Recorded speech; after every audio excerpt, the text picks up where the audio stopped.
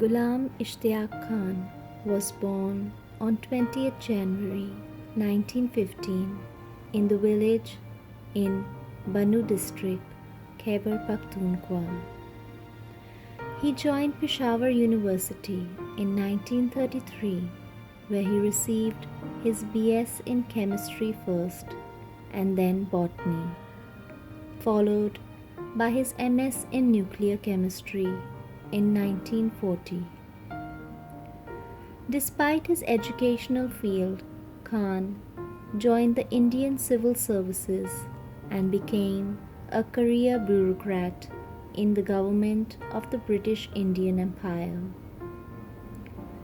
He was appointed to the significant civil services of Pakistan after independence in 1947. Ghulam Ishtaiq Khan, first of all, held various local posts in the Sindh government, and then he was selected as the chairman of the West Pakistan Water and Power Development Authority in 1961. In 1966, he was out and was made Finance Secretary of the Ministry of Finance until 1970. When he resigned from his position after witnessing the terrible Indo-Pak War of 1971, Khan was tasked to run the retail and commercial services since the economy was in a breakable state. This task was considered quite difficult and challenging for a country that was mutilated as a result of the war.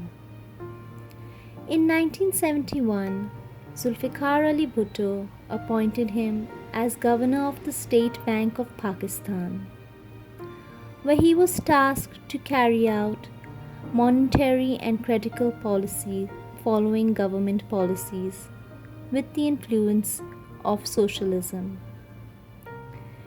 In the later position, he asked the wisdom of a number of the economic policies of then Prime Minister Zulfikar Ali Bhutto, who was keen to strengthen his nationalization and socialist influence in the financial institutes that marked the slowdown of the economy. In 1977, Bhutto accordingly moved Khan from the bank and was appointed as a secretary of the Ministry of Defense. Although an unusual post for a senior economist expert, it proved to be fortuitous in that it brought him into close contact with the senior officers of the Pakistan Armed Forces. The ouster of Bhutto was notably a major event in his life. At the time Bhutto was forcibly being removed under the fair play, Khan was preparing to meet with Bhutto to present the valuation report. Khan came in an initial state of shock when he received a call from the Pakistan Army Combat General Headquarters that Bhutto had been forcibly removed by Chief of Army Staff General Zia-ul Haq. Therefore, Khan immediately went to meet with General Zia-ul Haq. At the meeting with General Zia-ul Haq and his top military generals, Khan had told him that this action was going to harm the country, but since it could not be reversed, they should do their best to rescue whatever they could. During General Zia-ul Haq's martial law regime, Ishtaiq Khan's title changed, but he was responsible for all important economic decisions. Among other things, he supported the Zia's government efforts to Islamize the economy by changing in the fiscal and banking systems. Khan successfully electioneered and won the 1985 parliamentary elections for the Senate Secretary. Khan was voted for chairing the Senate Secretariat and assumed his office on 21st March 1985. After the controversial and mysterious aviation accident that occurred in Bahawalpur, Khan appeared on national television where he declared the death of General Zia-ul-Haq. In 1988, Khan became acting president per the constitutional rules of succession and was legally elected to the position in December of that year. He held the position of president until 1993.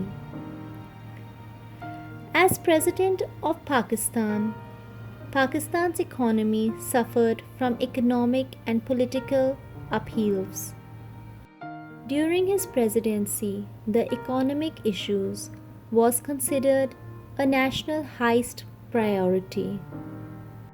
However, after the Pressler Amendment came into effect by the United States, a large military and economic embargo was forced on Pakistan, and many commercial relations with Pakistan were cut off. During his time, nuclear development, economic issues, and political stability were considered a presidency highest priority. But Khan's presidency failed to arrest the control of currency, and the new currency crisis hampered the Pakistan economy badly. Khan repeatedly dismissed the democratically elected governments of Benazir Bhutto and Nawaz Sharif that seriously undermined Khan's efforts to improve the economy. In the end, Khan was forced to resign from the presidency and a call for a new elections was made. Khan's presidency was marked by his use of Eighth Amendment reserve power to check the government, while the Prime Minister is the head of the government. Khan, as President of Pakistan, was able to dismiss the governments of both Prime Minister Benazir Bhutto and Nawaz Sharif on charges of corruption, mismanagement, and nepotism, thereby triggering new elections, which the incumbent parties lost. The second dismissal of government exacerbated institutional and political oppositions to Khan, leading to his resignation in 1993.